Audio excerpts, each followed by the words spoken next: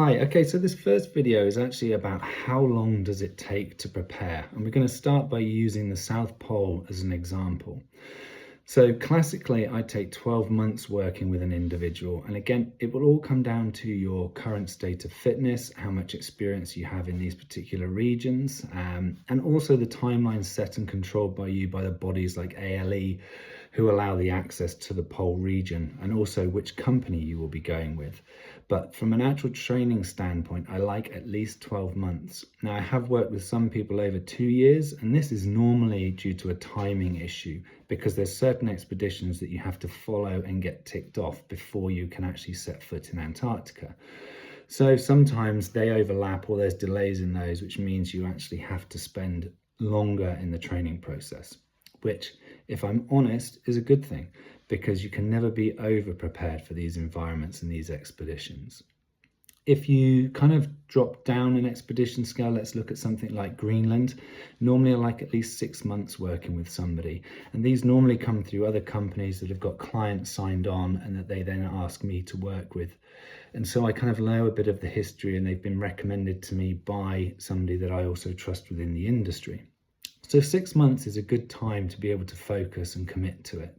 The other thing is that's worth bearing in mind is your own commitments, what time you actually do have available. And this again is really important on the time scale of how long you spend doing. If you don't have that much time to train and prepare, then setting yourself longer is definitely the smart way to go. There's no cheats and shortcuts on these kind of expeditions. You've got to put the time in. Similar with things like Svalbard expeditions, trips into Norway. 6 months working with somebody to get them into shape, both physically and mentally, is what I would like to be working with. So think about those timescales. If you are going to a pole, you're looking at 12 months of quality training.